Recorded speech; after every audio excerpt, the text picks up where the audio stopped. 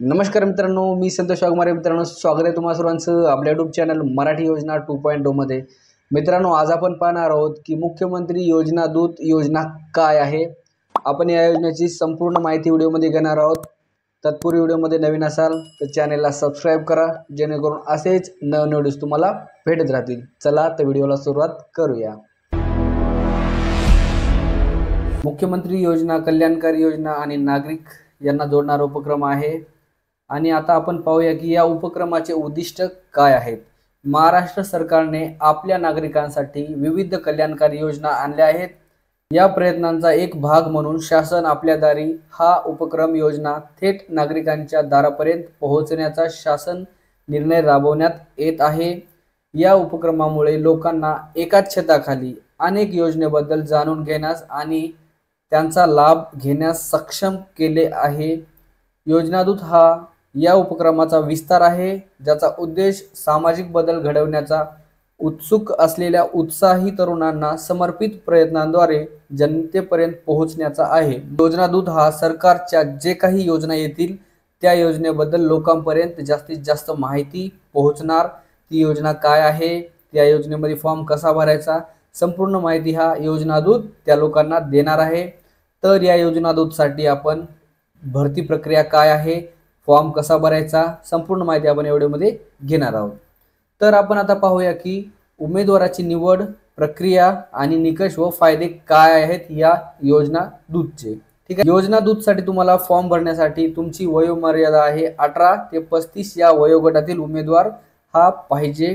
कोणत्याही शाखेचा किमान पदवीधर असावा. तुमची कोणतीही डिग्री कंप्लीट असायला पाहिजे, तरी तुम्ही हा फॉर्म भरू शकता. ठीक आहे. तर उमेदवाराला संगणक ज्ञान आवश्यक आहे, म्हणजे तुम्हाला कम्प्युटरचं बेसिक नॉलेज पाहिजे, म्हणजे ऑनलाईन फॉर्म कसा भरायचा वगैरे इत्यादी माहिती तुम्हाला कम्प्युटरची पाहिजे. उमेदवाराकडे अद्ययावत मोबाईल असणे आवश्यक आहे, म्हणजे तुमच्याकडे एक अँड्रॉइड मोबाईल असणे आवश्यक आहे, जेणेकरून तुम्ही त्या अँड्रॉइड मोबाईलवर माहिती घेणार आणि त्याच्यावर तुम्ही माहिती भरणार मित्रांनो. ठीक आहे. त्याच्यानंतर उमेदवार हा महाराष्ट्राचा रहिवासी असणे आवश्यक आहे. त्यानंतर आहे उमेदवाराचे आधार कार्ड असावे व त्याच्या नावाने बँकेत खाते असावे व ते आधार कार्डशी संलग्न असावे. त्यानंतर तुम्हाला काय मिळणार आहे याचा फायदा, प्रत्यक्ष कामाचा अनुभव मिळणार आहे, जे की तुम्ही फील्डवर जाऊन किंवा ग्रामपंचायतला बसून तुमच्याकडे लोक येतील, तुमच्याकडून माहिती घेतील फॉर्म कसा भरायचा काय नाही, आणि तुम्ही हे फॉर्म भराल, तुम्हाला लोकांचे अनुभव येतील. या योजनेमध्ये तुम्ही फॉर्म काय भरत आहात काय नाही, तुम्हाला सर्व माहिती तुम्हाला त्याचा अनुभव मिळणार आहे. दलाचा भाग होण्याची संधी, म्हणजे हे मुख्यमंत्र्यांचा जो काही योजना आहे योजना दल, त्यामध्ये तुम्हाला सहभाग होण्याचा तुम्हाला फायदा भेटतो. त्याच्यानंतर विद्यावेतनातून युवकांना आर्थिक सहाय्य, म्हणजेच तुम्हाला शिक्षण शिकत हा फॉर्म भरता येतो. जर तुम्ही कॉलेजचे विद्यार्थी आहात तरी हा फॉर्म तुम्ही भरू शकतात. तुम्ही कॉलेज करत योजनेची लोकांपर्यंत माहिती देऊ शकता आणि घर बसल्या 10,000 रुपये प्रति महिना कमवू शकता मित्रांनो. ठीक आहे. त्याच्यानंतर आहे शिकण्याबरोबरच कौशल्य विकास, तुम्हाला शिक्षण शिकतच तुमचा पण विकास या योजनेबद्दल किंवा आणखी काही योजना येतील त्याबद्दल तुम्हाला माहिती होईल. तुम्ही लोकांना जागरूक कराल आणि तुम्ही स्वतः पण जागरूक होणार. ठीक आहे.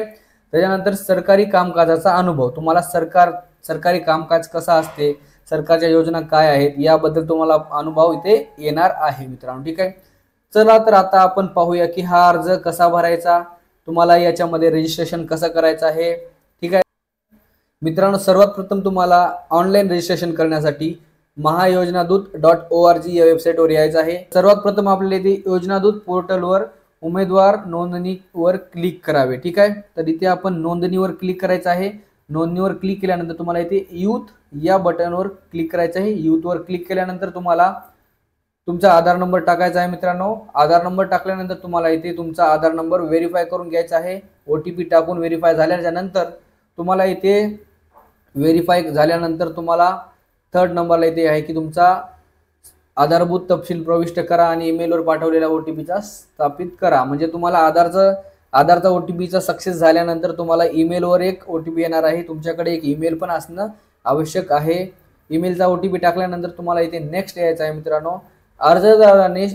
अर्जदाराने शैक्षणिक पात्रता प्रविष्ट करून प्रोफाईल पूर्ण करून घ्यावी आणि संबंधित कागदपत्रे संलग्न करावे. म्हणजे तुमचं इथे प्रोफाईल कंप्लीट करण्यासाठी तुम्हाला तुमचे डॉक्युमेंट्स वगैरे इथे अपलोड करायची गरज आहे मित्रांनो, ठीक आहे। प्रोफाईल तुमची काय आहे ते सगळं, तुमचं नाव गाव डिटेल्स वगैरे सगळं एडिट करायचं आहे, मोबाईल नंबर अर्ज टाकायचा आहे।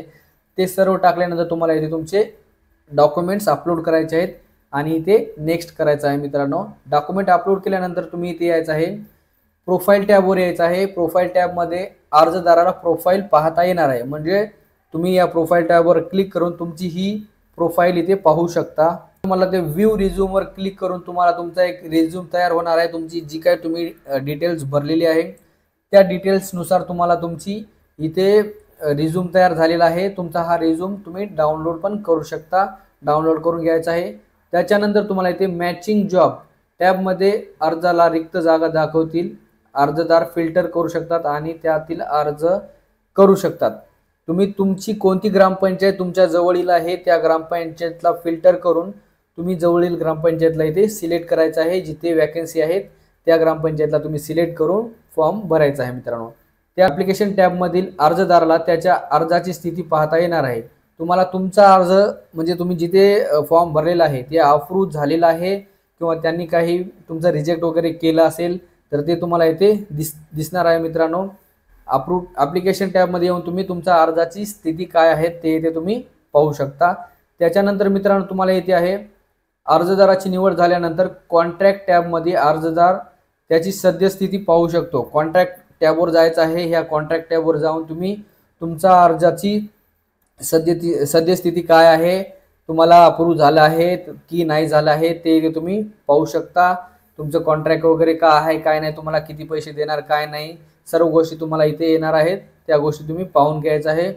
अर्जदार कॉन्ट्रॅक्ट व्ह्यू करून तो पाहू व स्वीकारू शकतो।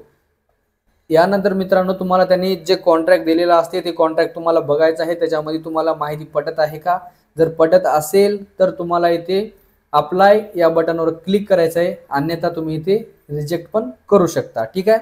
त्याच्यानंतर मित्रांनो तुम्हाला इथे आहे कॉन्ट्रॅक्ट स्वीकारताना अर्जदाराने बँकेची माहिती देणे अनिवार्य आहे।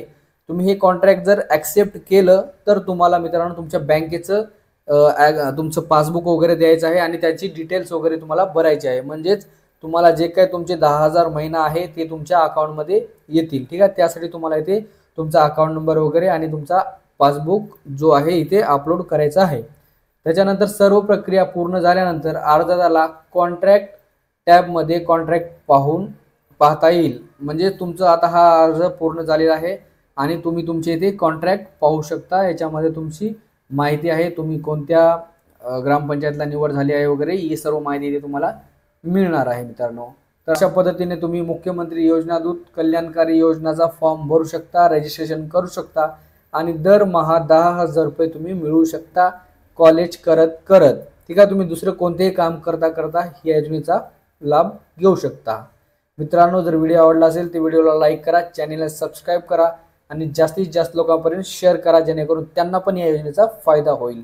भेटूया पुन्हा एक अशाच व्हिडिओमध्ये। जय हिंद, जय महाराष्ट्र।